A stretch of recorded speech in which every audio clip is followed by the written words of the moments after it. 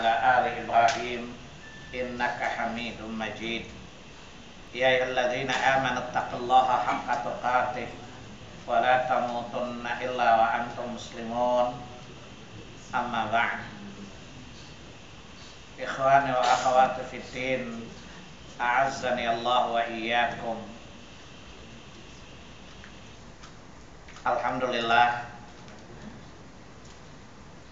dengan rahmatnya, dengan iradahnya, kita masih diberi kesempatan untuk masih diberi hidayah olehnya, sehingga kita masih berada di atas iman dan Islam, dan kita masih diberi nikmat waktu untuk melakukan dua hal. Pertama adalah memperbaiki yang salah di hari kemarin, kemudian melakukan yang terbaik untuk hari esok. Maka istighfar adalah upaya penghentian, penghapusan catatan buruk hari kemarin, dan taubat adalah komitmen kita untuk tidak melakukan yang salah dan melakukan yang terbaik. Karena kesempatan yang kita yakini hanyalah hari ini, besok bukan punya kita.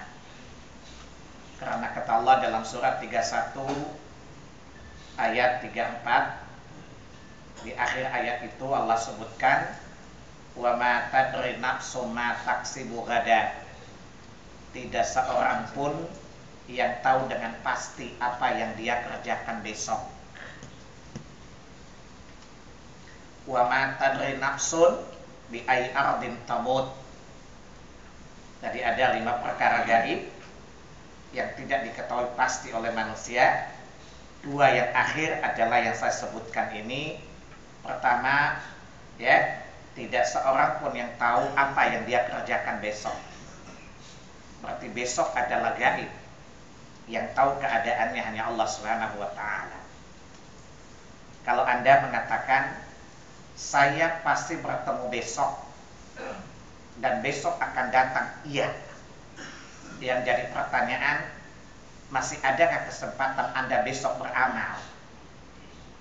Karena Anda mati besok, tak besok juga kan?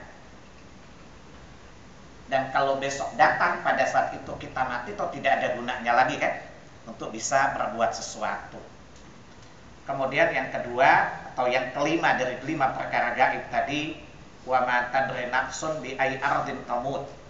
Tidak seorang pun yang tahu dengan pasti di bumi mana dia akan dimatikan Allah Subhanahu wa ta'ala. Karena kematian, sebab kematian, tempat kematian adalah rahasia Allah Subhanahu wa ta'ala. Yang pasti adalah kullu nafsin dha'iqatul maut. Tiap-tiap jiwa pasti akan mati. Dan kalau mati itu datang, la yastakhiruna sa'atan wa la yastaqdimun. Tidak bisa diperlambat, tidak pula bisa dipercepat. Tidak ada yang namanya renegosiasi. Kemudian kita bertaubat, artinya bertekad untuk tidak mengulangi apa yang salah kita kerjakan kemarin. Itu makna taubat yang pertama. Kemudian makna taubat yang kedua, indikator taubat yang kedua adalah berusaha untuk melakukan yang terbaik hari ini. Dalilnya banyak sekali. Saya cukupkan dengan surat 25 ayat 70 dan 71. Illa man taba wa amana wa amila salihan faulaika yubaddilullahu sayiatim hasanat. Ya, illa man taba wa amana wa amila salihan faulaika yubaddilullahu sayiatim hasanat wa kana Allahu ghafurar rahima. Wa man taba wa amila salihan fa innahu yatubu ilallahi mataba. Setelah Allah menyebutkan 3 dosa besar, pertama dosa syirik pada ayat 68 69-nya, kedua dosa membunuh tanpa alasan yang dibenarkan, yang ketiga dosa zina, Kemudian Allah mengancam, ya, wa may yaf'al dzalika yalqa athama. Siapa melakukan salah satu dari 3 dosa tadi, apalagi 3-tiganya, maka dia datang kepada Allah dengan menanggung dosa yang besar. Yudha'af lahul 'adzabu yaumal qiyamati. Dan Allah akan mengadab mereka dengan adab yang menghinakan pada hari kiamat. Kemudian ayat 70 tadi, illa kecuali man taba, yang bertaubat. Taubat ini apa? Yang bertekad tadi, beriman berarti Anda bertekad tidak mengulangi lagi, ya. Lam yusiru ala ma fa'al. Surat 3 Ali Imran ayat 135, ya. Jadi indikator taubat pertama apa? Bertekad lam yusiru ala ma fa'al. Bertekad untuk tidak mengulangi, itu makna taubat yang pertama. Ya. Kemudian yang kedua apa? Wa amila amalan sholihan. Anda bertekad untuk melakukan kebaikan. Karena dosa itu diampuni 2. Pertama, Anda bertaubat. Yang kedua, Anda berbuat kebaikan. Maka kebaikan itu akan menghapus keburukan. Surat 11 ayat 114. Di tengah ayat itu Allah katakan, innal hasanati yudhhibanas sayiat. Sungguh kebaikan-kebaikan itu akan menghapus kejelekan-kejelekan dan keburukan yang pernah kita lakukan. Maka mari kita lakukan 2 hal tadi, yaitu istighfar. Itu minta diampunkan dosa yang lalu, tidak cukup, tapi disertai dengan taubat. Taubat itu ada pada kita, ya. Jadi istighfar itu nanti hasilnya Allah yang tentukan, diampuni atau tidak, tapi insya Allah diampuni. Persoalannya adalah kita sering beristighfar tapi tidak bertaubat, ya. Jadi taubat itu adalah bertekad untuk tidak ngulang, ya, dan berusaha untuk menjadi lebih baik. Kalau Anda sudah menghapus kejelekan, masa dibiarkan ruang kosong, catatan kosong? Nggak mungkin, kan?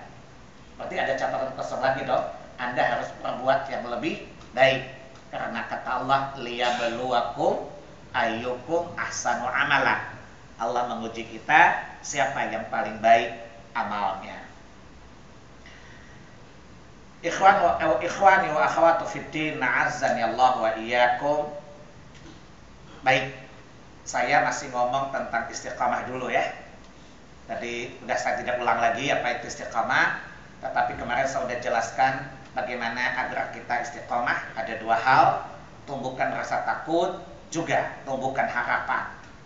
Kalau Anda bertakut kepada sesuatu, maka Anda akan mencegah sesuatu yang membuat Anda takut itu terwujud. Betul? Anda takut mati, Anda takut masuk neraka, kan berarti Anda harus menghindarinya dong. Kalau Anda terus takut-takut, berarti Anda tidak akan mendekati hal-hal yang membahayakan. Sebaliknya, kalau Anda berharap, Anda akan berjuang untuk mendapatkan apa yang Anda harapkan. Contohnya seperti apa? Tidak usah saya jelaskan, karena sudah saya jelaskan di bulan yang lalu. Maka saya menyederhanakan permasalahan apa yang perlu Anda takuti dan apa yang perlu Anda harapkan. Karena Allah menghiasi hati orang beriman dengan khauf dan roja. Takut dan harap. Takut itulah yang membuat para nabi tidak mengkhianati amanah. Harapan itulah yang membuat para nabi rela menanggung derita. Paham? Karena ketakutan akan azab Allah. Tidak ada seorang nabi yang mengkhianati amanah. Karena dia lebih takut akan azab Tuhannya daripada ancaman manusia. Karena harapan itulah para nabi tidak pernah tergiur dengan urusan dunia. Karena mereka lebih yakin apa yang ada di sisi Allah ketimbang apa yang ada di sisi manusia. Ketika Anda ditakuti dengan 2 hal, dari yang kuat dan maha kuat, Anda takut yang mana? Yang maha kuat. Ketika Anda ditawarkan 2 kebaikan, dari yang kaya dan maha kaya, Anda lebih yakin kepada yang maha kaya. Dia adalah Allah Subhanahu wa ta'ala. Itulah esensi khauf dan raja kepada Allah Subhanahu wa ta'ala. Apa yang mesti kita takuti sih? Ya, kemarin saya jelaskan 1, takut akan diazab Allah karena Anda kufur nikmatnya. Dan saya katakan kemarin, coba Anda hitung-hitung nikmat Allah dan Anda bandingkan dengan prestasi Anda sebagai hamba di sisi Allah, nggak balance. Jelas ya? Kemarin sudah saya jelaskan. Kata Allah di surah 14 Ibrahim ayat 34, kata Allah, wa atakum ma sa'altumu. Allah bilang, aku sudah berikan apa saja yang kalian minta. Betul ya? Jangankan Anda, saya bilang, kucing, monyet, harimau minta bersamaan dengan Anda. Tetapi demi Allah, tidak pernah tertukar satupun orang dengan rezeki orang lain. Ya? Di surat 55 ayat 29 apa kata Allah? Yas'aluhu man fis samawati wal ardi kulla yaumin huwa fi sya'n. Jadi kalau orang bertanya, Tuhanmu sedang apa? Jawab aja, Tuhanku sedang sibuk. Selesai urusan. Ya? Ditanya Allah sedang apa? Jawab aja, Tuhan sedang sibuk. Karena itu ayatnya. Meminta, memohon kepada Tuhanmu seluruh yang di langit dan di bumi. Dan Tuhanmu sedang bersibuk mengurusi urusan makhluknya. Jelas ya? Jadi tanya Tuhan sedang kerja apa? Ya sibuk, selesai urusan gitu loh. Ya, nggak usah Tuhan sedang ini sedang itu menghayal di loh. Jawab aja Tuhan sedang sibuk. Tuhan berada di atas arsy-Nya dan dia sedang sibuk untuk apa? Memenuhi, mengurusi seluruh al-mudabbir. Dia mengatur seluruh urusan makhluknya. Anda minta, maka malaikat minta, semua orang minta, tetapi tidak tertukar rezekimu oleh Allah. Paham maksudnya? Allah bilang, Allah sudah kasih semua yang kalian minta. Kembali ke surat 14 tadi Ibrahim, ayat 34. Lalu Allah katakan, wa in ta'uddu ni'matallahi la tuhsuha. Begitu banyak nikmat yang Allah berikan sampai kalian tidak bisa menghitungnya. Kalian tidak mampu menghitungnya, kata Allah. Ya, di lain ayat Allah bilang, walau bahru midada li kalimati rabbi. Seandainya kalian menjadikan laut itu jadikan tinta untuk mencatat nikmat Allah semuanya mengering, kalian tidak bisa menghitungnya. Coba Anda hitung nikmat mata saja berapa banyak telah Anda gunakan. Begitu dengan organ tubuh yang lain. Tetapi apa kata Allah di ayat surah 14 Ibrahim tadi? Innal insana lazalumun kafar. Sungguh manusia itu kafir. Manusia itu zalim. Kemarin saya berilustrasi, kalau Anda, orang sangat baik kepada Anda berusaha apa? Berbuat baik kepadanya kan? Yang kedua, tanpa sengaja Anda berbuat salah. Anda merasa bersalah nggak kepada orang itu? Padahal Allah aja kalau Anda bikin tidak sengaja, Allah tidak marah kan? Tetapi Anda secara moral, Anda merasa bersalah kepada orang yang berbuat baik kepada Anda. Kalau ditanya kenapa, gue malu. Tadi gue nggak sengaja bikin salah. Jawabannya kata saya, betapa tidak malunya Anda kepada Allah. Bukankah kebaikan Allah itu lebih besar? Tapi Allah bilang apa? Kalau tadi kamu gak sengaja, kamu merasa malu kan? Gak sengaja malu kan? Sementara di surat 14 tadi Ibrahim ayat 34 Allah bilang, kamu dengan sadar berbuat zalim dan kafir. Seharusnya kepada siapa kita layak malu? Kepada Allah Subhanahu wa ta'ala. Tapi kita belum punya rasa malu. Padahal al-haya'u minal iman. Malu itu cabang dari cabang keimanan. Mestinya kepada Allah selayaknya kita malu. Kenapa? Kamu tadi minta maaf, tidak sengaja berbuat salah, bukan? Ya, tidak sengaja berbuat salah. Anda takut dicela, bukan? Takut dicela nggak oleh orang yang berbuat baik kepada Anda, atasan Anda? Kenapa Anda tidak takut diazab oleh Allah? Di surat yang sama 14 ayat 7, wa itta'adzana rabbukum la in syakartum la azidannakum. Orang yang pernah berbuat baik kepadamu tidak menjamin dia akan menambah kebaikannya lagi walaupun Anda bersyukur kepadanya. Betul? Orang berbuat baik kepadamu, lalu Anda berterima kasih kepadanya, nggak dijamin dia akan menambah kebaikan itu lagi kan? Tapi Allah bersumpah, Allah berjanji di ayat ini, la in syakartum, jika engkau bersyukur, Allah menggunakan huruf lam dan nun, la ajidanna, saya pasti akan menambah nikmat itu.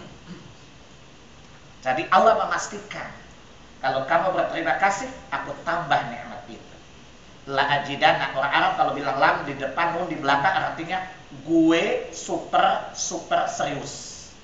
Gue super pasti penuhi janji gue. Kira-kira kalau di Indonesia kan dengan prokem lah, kira-kira begitu. Kemudian Allah bilang apa?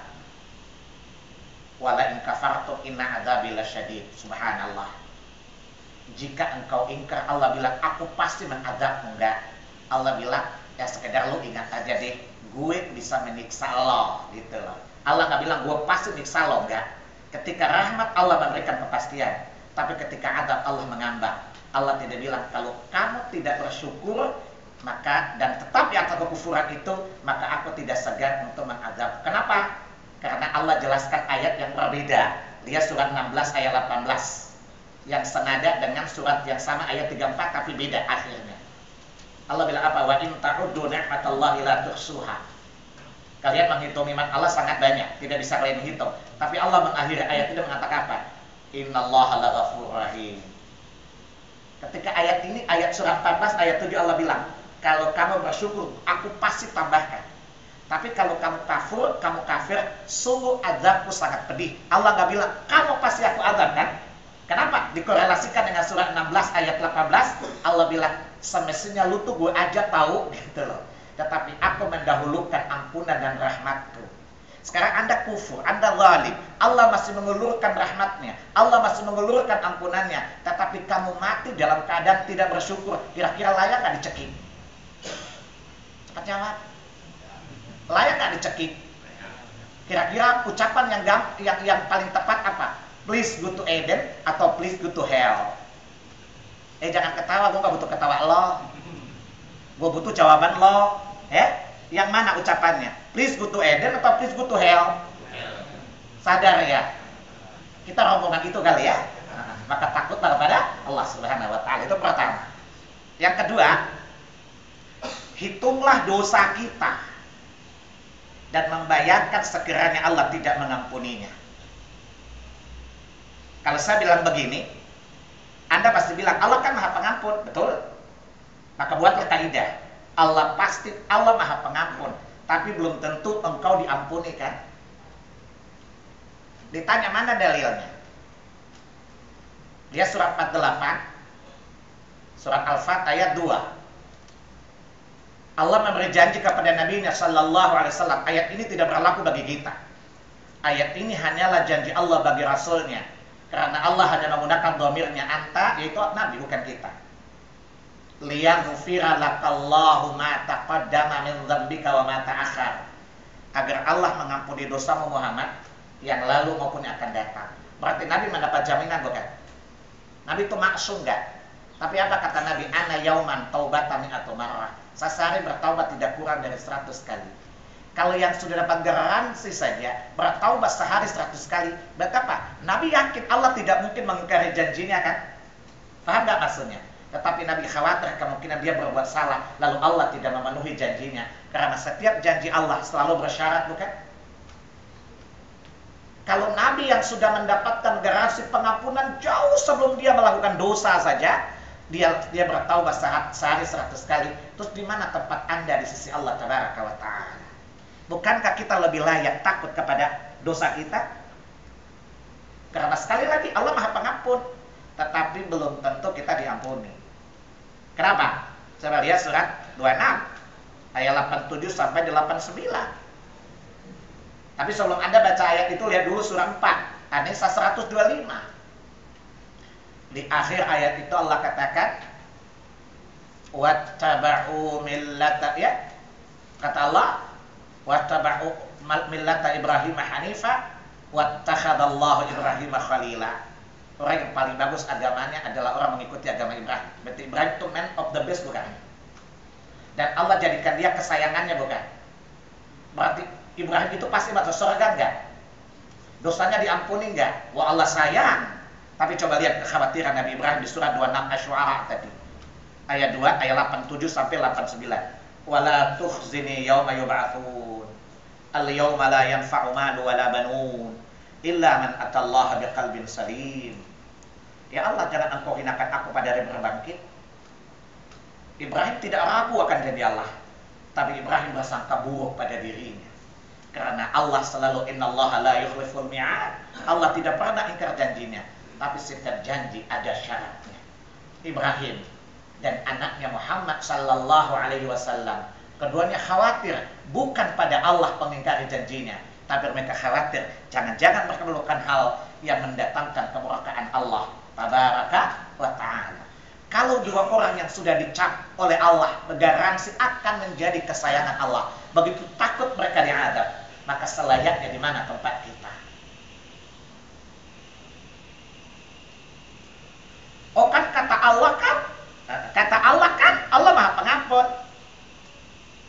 salahnya antum? Antum kan baca surat 39 kan ayat 53 doang. 54-nya Anda nggak baca. Makanya Anda kegeeran. Coba lihat surat 39, surat Az-Zumar ayat 53 dan 54. Qul ya ibadiyalladzina asrafu ala anfusihim la taqnatu min rahmatillah innallaha yaghfiru dzunuba jami'a innahu huwal ghafurur rahim. Katakanlah kepada hamba-hambaku yang telah melampaui batas atas diri mereka, jangan mereka berputus asa dari rahmat Allah. Allah mengampuni semua dosa, dan sungguh Dia Allah itu Maha Pengampun lagi Maha Penyayang. Ayat ini membuat optimis kan? Tapi kan ada syaratnya di bawah kan? Wa anibu ilaihi wa aslimu lah. Lalu Allah bilang apa? Bersegeralah engkau kembali dengan taubat kepadanya. Itu apa? Berusaha menghentikan kesalahan. Berusaha untuk tidak mengulangi lagi kesalahan. Berusaha untuk memperbaiki yang salah dengan yang lebih baik. Wa aslimullah, dan engkau segera tunduk kepada seluruh aturannya. Pertanyaannya, kita memenuhi syarat nggak itu? Kita ini kan mental kadarku, kadang-kadang sadar, kadang-kadang kumat. Ini kalau dengar pengajian begini, saya dan antum sadar luar biasa. Keluar dari sini kumat lagi kan? Kenapa ketawa? Betul ya? Iya. Itu namanya mental kadarku, bukan keluarga sadar hukum, tapi kadang-kadang sadar, kadang-kadang kumat. Betul ya? Padahal kata Allah disegerakan. Yang jadi pertanyaan, kenapa? Bayangkan kalau Anda terkena ancaman surat 4 ayat 9 ayat 18. Walaisatit taubatu lil ladzina ya'maluna as-sayyi'at hatta idza hadara ahadahumul mautu qala inni tubtul an. Taruhlah Allah Maha Pengampun, lalu kamu tidak bertobat, kemudian meninggal dunia dalam keadaan tidak bertobat, sudah sampai di ghalghal, kata Nabi, ya, sampai di tenggorokan itu nyawa, lalu kamu bilang ya Allah aku tobat. Sekarang Allah bilang aku tidak akan mengampunimu lagi. Paham nggak maksudnya? Maka segera kita sadar bahwa nikmat Allah begitu banyak, rasa syukur kita kurang, dosa kita itu banyak, sementara tidak ada, bahwa belum tentu kita diampuni. Allah Maha Pengampun itu jaminan. Tetapi kita layak diampuni atau tidak, itu beda kan? Paham tidak? Karena kita tidak memenuhi syarat tobat kan? Atau kita telat bertobat kan? Paham nggak? Tobat itu punya syarat nggak? Kita nggak penuhi syaratnya, bagaimana diampuni? Yang kedua, kita tobatnya pas koid gitu loh, telat bukan? Maka ini penumbukan rasa takut. Coba Anda lihat surat 18, mobil suruh lihat, apanya modelnya kok nggak bawa Quran kan? Ini kadang-kadang sok taulin antum nih, kayak hafal Quran aja sih antum. Surat 18 Al-Kahfi ayat 49, coba lihat. Yu'radul mujrimuna, kata Allah. Pada saat Allah memberikan catatan kepada orang-orang zalim tentang dosa mereka, al-mujrimun, lalu mereka terbelalak secara berkata, catatan apa ini? Buku apa ini? Yang tidak menisahkan dari apa yang kita perbuat, besarnya atau kecilnya. Anda bayangkan kalau dosa kita diperlihatkan Allah di dunia dengan bentuk buku, menurut antum kira-kira berapa ruang itu untuk menghimpun catatan dosa-dosa kita? Berapa menurut kesadaran Anda? 5 kamar atau 2 kamar? Cepat jawab. Kenapa letoy? Coba bayangkan aja kalau ayat tadi Allah lakukan di dunia ini. Kira-kira berapa banyak? Menurut Bapak udah kepala 6 kan Pak? 6 dikurangi 15 loh Pak. Berapa Pak? 45. Satu hari satu dosa aja, kali 350 aja Pak. 1 jam 1 dosa Pak. Berarti 2 hari berapa? 1 hari berapa? 24 jam. Kali 1 hari 1 jam 1 dosa, kali 24. Ya, kali 350, kali 45 Pak. Coba aja kalau ditulis. Itu yang kecil loh, menghitung besarnya loh. Ya, jadi jangan pernah kita sepelekan ya. Makanya Ali bin Abi Thalib radhiyallahu anhu mengatakan, "La tahqiranna dzunub as-saghir." Jangan engkau meremehkan dosa yang kecil, karena bangunan yang besar ini terdiri dari butiran pasir yang kecil, bukan? Boleh jadi Anda tidak melakukan dosa besar kan? tapi dosa-dosa kecil yang saking banyaknya menjadi dosa besar, bukan? Anda coba bongkar, ini pasirnya besar atau kecil? Kecil. Dari pasir ke partikel yang kecil itu menjadi bangunan yang kokoh, bukan? Jangan-jangan dosa kecil itu mengekalkan kita dalam neraka, kan? Waliya'udzubillah. Maka berhati-hatilah kita terhadap dosa. Maka bersegeralah. Orang beriman itu apa? Apa hubungannya istiqamah dengan dosa? Bukan kata Nabi, iman itu bertambah dengan ketaatan, berkurang dengan kemaksiatan, bukan? Semakin banyak kemaksiatan, makin merosotlah iman kita. Maka dengan bertaubat kepada Allah, maka bertambahlah keimanan kita. Dan tetap ini tentu kita lakukan, maka iman akan kekal, bukan? Akan tetap akan ada iman itu. Yang ketiga, oke, nanti aja deh, kapan-kapan gue tobat. Itu kalau mati tiba-tiba gimana? Dan matinya su'ul khotimah lagi, coba. Iya. Jadi bayangkan takut yang ketiga. Nggak apa-apa, nanti kapan-kapan gue sering syukuran kok, bahkan uang korupsi aja gue kasih anak yatim. Ya, itu syukurnya Allah Indonesia, kan? Jadi itu Allah ditipu dengan money laundry, ya.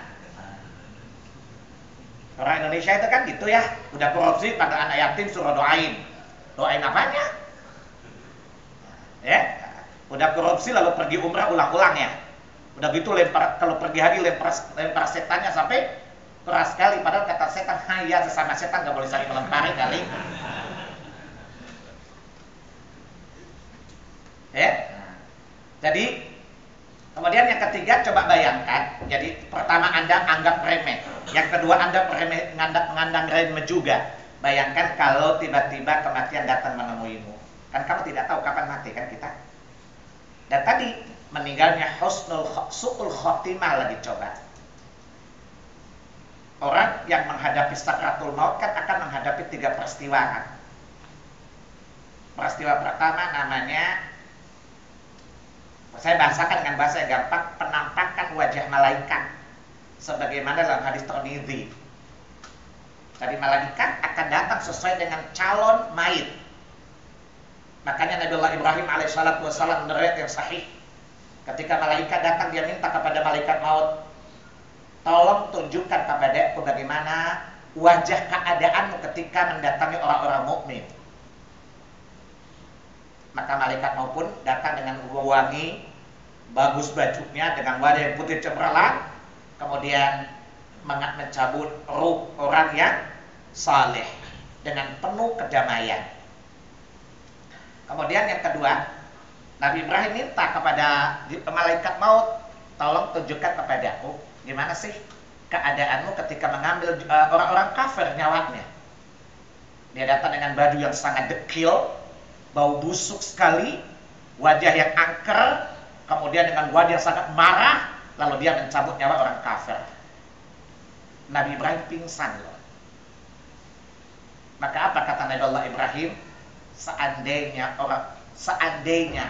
orang-orang melihat wajahmu saja belum yang lain, maka cukup bagi mereka untuk taat kepada Allah Tabaraka wa Ta'ala.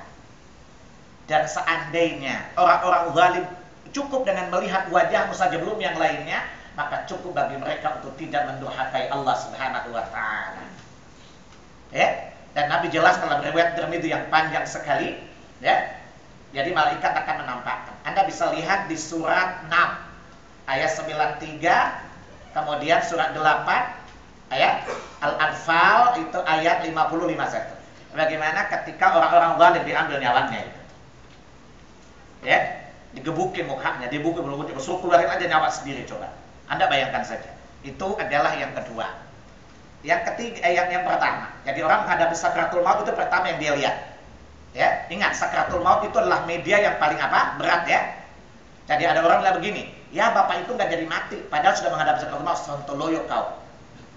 Sakratul maut itu orang sudah lepas dari dunia, nggak akan bakal balik. Dia sedang ada di gerbang akhirat, kematian lagi pintu gerbangnya. Jadi orang sakratul maut tidak akan balik lagi. Ya, lihat surat 50 ayat 19. Wajahat sakratul maut bil haq.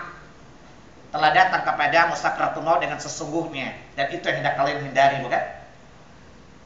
Ya, jadi orang sakratul maut akan menghadapi 3 kondisi. Yang kedua apa? Akan Allah perlihatkan kepadanya catatan amalnya dan tempat huniannya kelak nantinya di akhirat. Dan itu sudah Allah gambarkan di surat 50 ayat 22. Fakashafna anka ghita'aka fabarsukal yawma hadid. Ya, maka diangkatlah tirai yang membatasi matanya sehingga pandangannya tembus sampai ke tempat huniannya disebabkan kelalaiannya dahulu. Bayangkan orang di pengadilan baru dituntut 20 tahun saja belum keputusan udah keder bukan? Ini Anda belum koib, baru mau koib, diperlihatkan tempat dan amalmu kelak loh. Gimana? Kira-kira keringat dingin nggak? Mau balik minta ampun sudah batas waktu sudah selesai. Itu yang kedua. Yang ketiga apa?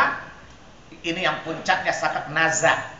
Naza itu mengambil sesuatu dari dalam sehingga dia keluar dan tidak menyatu lagi.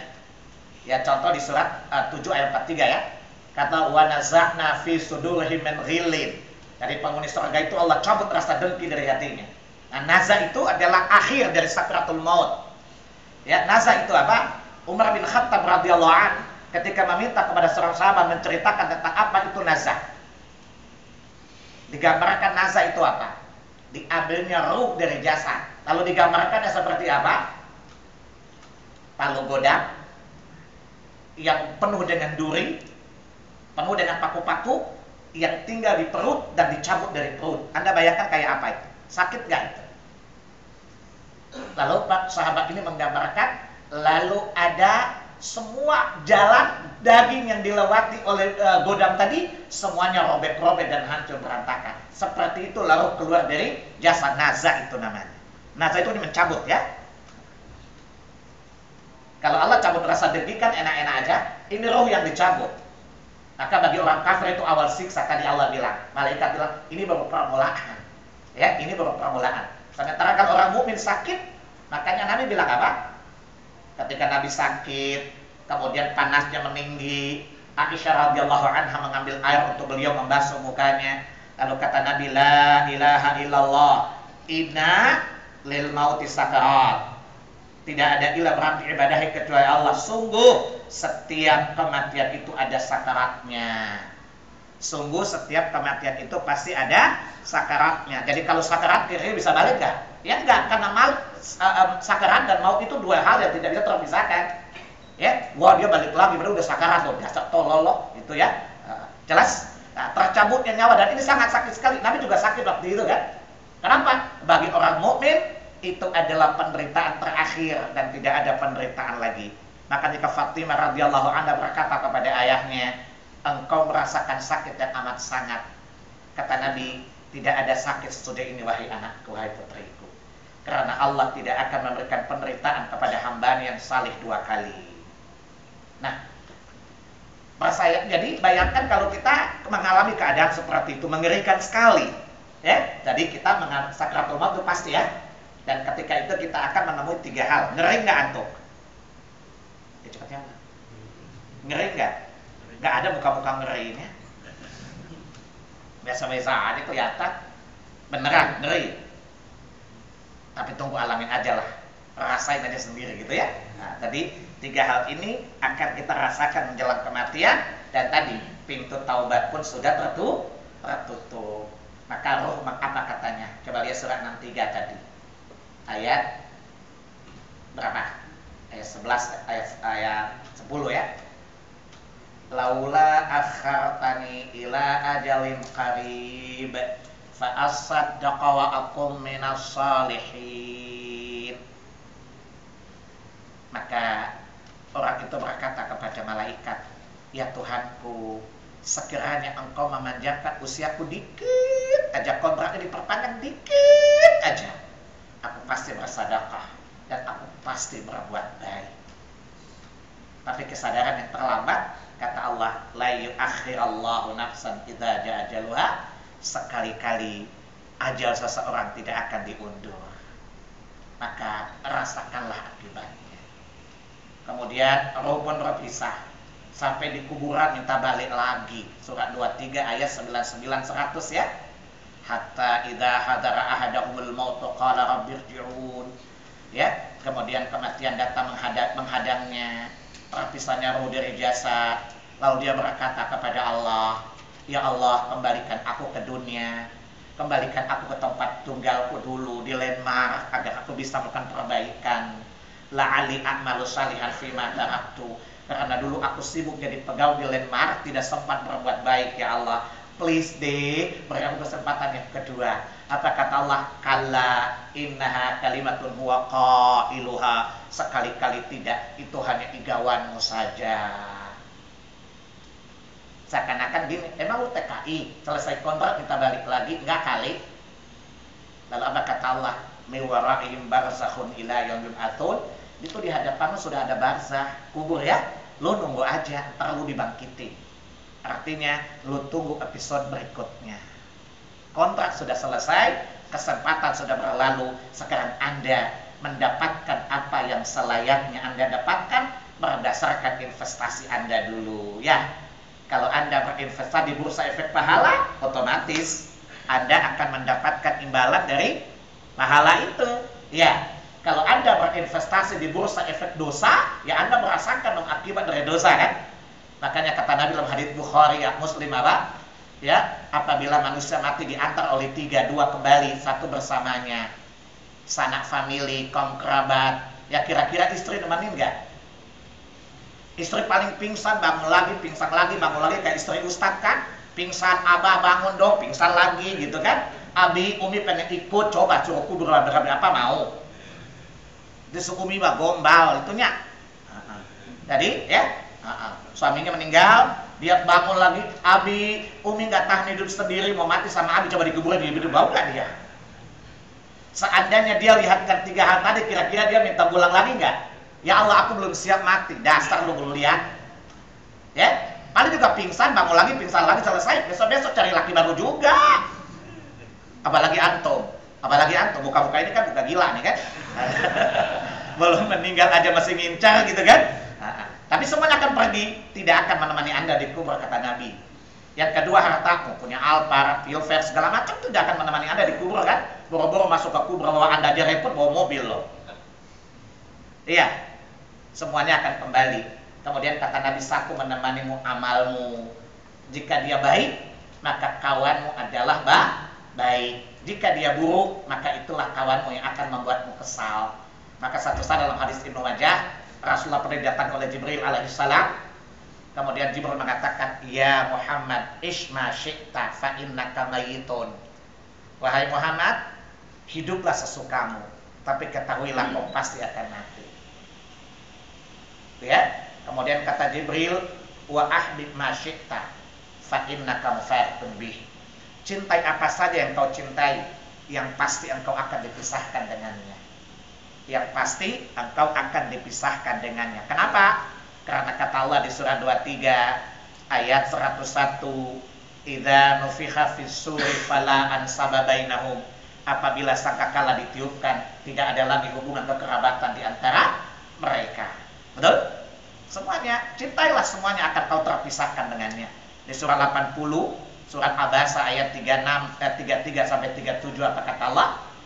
Idza ja'atis sakhah yauma yafirul mar'u min akhi wa ummihi wa abi wa sahibatihi wa bani likulli imrin minhum yauma idzin sya'nu yughni. Apabila sangkakala yang kedua ditiupkan, tidak ada hubungan kerabatan, kamu lari dari saudaramu, lari dari ibumu, lari dari ayahmu, lari dari pasanganmu, lari dari anak-anakmu. Kalian tidak ada lagi hubungan kata Nabi. Cintai saja kata Jibril, kalian pasti akan bisa. Wa'mal ma syi'ta, lakukan apa saja Muhammad sesuka hatimu, tapi ketahuilah kelak engkau akan diaudit oleh Allah tabaraka wa taala. May ya'mal mithqala dzarratin khairan yara wa may ya'mal mithqala dzarratin syarran yara. Maka Utsman bin Affan radhiyallahu an, kalau diceritakan tentang neraka tidak terlalu takut. Takut tapi tidak menangis. Maaf saya salah, takut sekali tapi tidak menangis. Tapi Utsman bin Affan apabila melihat kuburan menangis. Satu saat dia menangis sampai seluruh jenggotnya basah. Anda bayangkan jenggotnya Utsman dengan saya pasti 10 kali saya dong jenggotnya. Apalagi antum gak punya jenggot.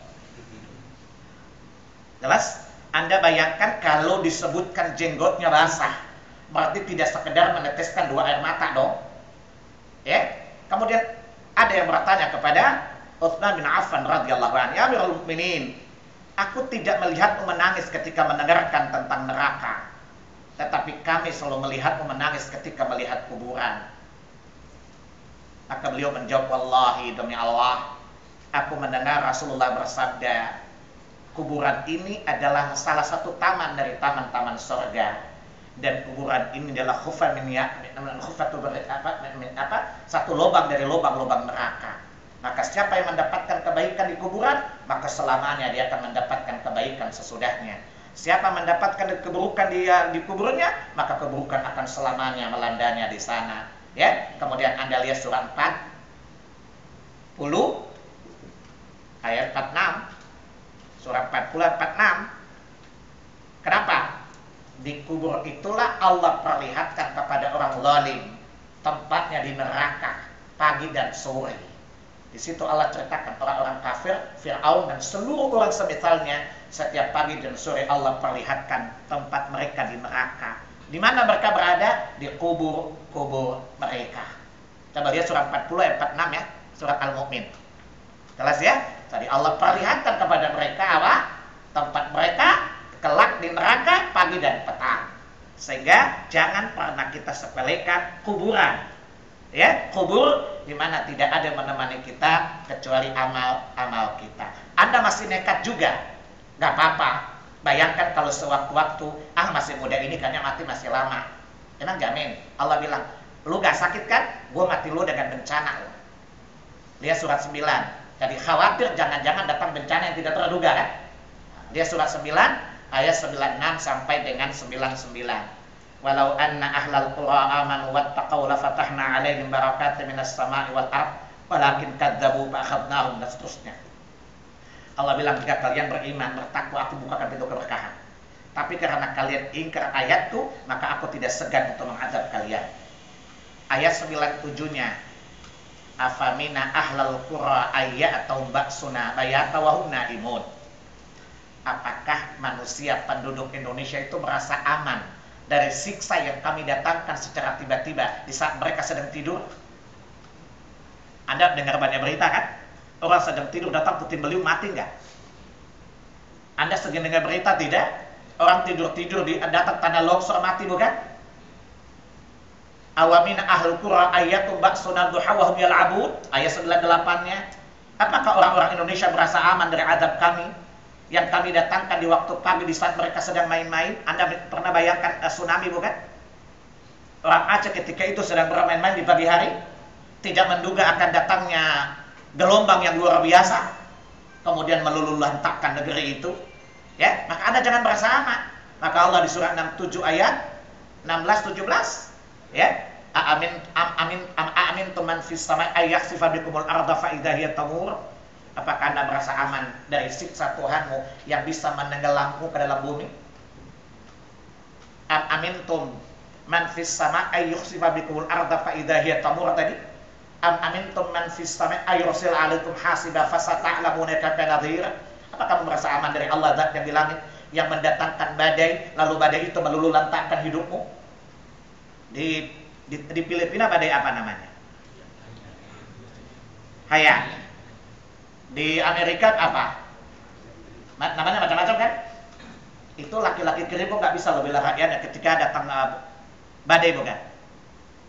Makanya kalau Anda merasa segar, ingat ayat itu. Kalau masih tidak ingat juga, nekat benar luar biasa itu. Nggak apa-apa, kayaknya prediksi para ahli Indonesia nggak rentan bahaya kok. Anak-anak kan cermin kepedean lagi. Kalau begitu Allah bilang, enggak, aku akan timpakan fitnah untukmu, bukan? Maka yang kelima, takutlah pada masa di mana fitnah. Sehingga kata Nabi dalam hadis Muslim, badirul a'mal, bersegeralah kalian beramal sebelum datang fitnah menyelimuti kalian seperti gelap menyelimuti malam. Sehingga kalian mendapat suatu kaum di pagi hari beriman, sorenya kafir, dan satu kaum di sore hari beriman, paginya kafir. Saking gelapnya sehingga kita tidak tahu mana hidayah, mana kesesatan, mana orang salih dan mana dukun. Udah datang zamannya bukan? Tunggu aja, orang bodoh aja ngomong sekarang. Ya udah gitu minta bayaran mahal lagi. Kalau dia masuk neraka nggak apa-apa kan, dia udah bayar.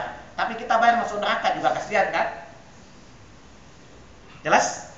Ini 5 hal yang perlu kita takuti ya. Dan masih banyak, cukup 5 itu. Mudah-mudahan dengan rasa takut pada 5 hal tadi, kita lebih beriman kepada Allah Subhanahu wa taala sehingga iman itu melekat kuat di hati kita. Nanti bulan depan saya jelaskan 5 hal yang menggembirakan ya. Yang kalau tadi udah ngeri, mudah-mudahan bisa optimis lah ya. Kenapa? Kalau orang sering takut, dia tidak akan melangkah kalau tidak ada harapannya. Maka perlu ada harapan supaya dia bisa melangkah. Sebaliknya dia punya harapan, merasa takut, nekat banget. Dia sama babi buta deh, ya. Maka itu 5 hal yang menakutkan. Nanti bulan depan saya jelaskan 5 hal yang memberikan harapan. Semoga hati kita diimbangi oleh harapan dan juga ketakutan. Masih ada waktu 10 menit, mau tanya enggak? Kalau enggak saya pulang. Ustaz, untuk orang yang tabrak mobil langsung mati, itu apakah mengalami berat umum juga? Pasti. Cuman kata Nabi, mati tiba-tiba itu tidak baik. Ya, jadi mati mendadak itu tidak baik. Jadi usahakan jangan sampai mati mendadak ya. Berdoa kepada Allah tabaraka wa taala. Ya, berdoa kepada Allah tabaraka, jangan sampai mati mendadak ya. Pulang dari mana, ngopi-ngopi terus mati, nabrak pohon mati gitu kan. Nah, itu kata Nabi mati mendadak itu tidak baik. Ya, maka para nabi itu ya biasa meninggalnya itu ada prosesnya gitu. Ya, kita berusaha berharap semoga kita meninggal tidak mendadak. Ya. Karena proses itu pun ada peluang lah gitu ya. Makanya kata Nabi hati-hati karena kata Nabi innamal a'malu bikhawatimi. Amal-amal kita tergantung yang terakhir tadi. Nah, Anda bayangkan gini, Anda baru bikin maksiat, belum ditaubati, nabrak pohon mati. Bayangin aja, beda dengan orang lihat proses tadi ya. Artinya dia sakit dulu gitu kan, ada prosesnya gitu kan. Sebelum ada nazar kan dia masih bertobat kan. Jelas ya? Karena apa? Karena yang dilihat akhirnya. Boleh jadi kan berpuluh-puluh tahun Anda beriman kan? Tiba-tiba menjelang ajal setan datang. Kalau lu mau gue sembuhin lo, mau cover gak? Terus koit lagi. The end-nya tidak enak bukan? Paham ya? Sebaliknya seseorang berpuluh-puluh tahun dia berbuat maksiat bukan? Kemudian dia bertaubat kepada Allah dengan taubat yang sungguh-sungguh. Kemudian dia beramal sekedarnya umpamanya, tapi 2 hari kemudian dia meninggal dunia. Yang akhir dilihat oleh Allah ya. Makanya kata Nabi innamal a'malu bikhawatimi. Sesungguhnya amal-amal kita tergantung yang terakhir.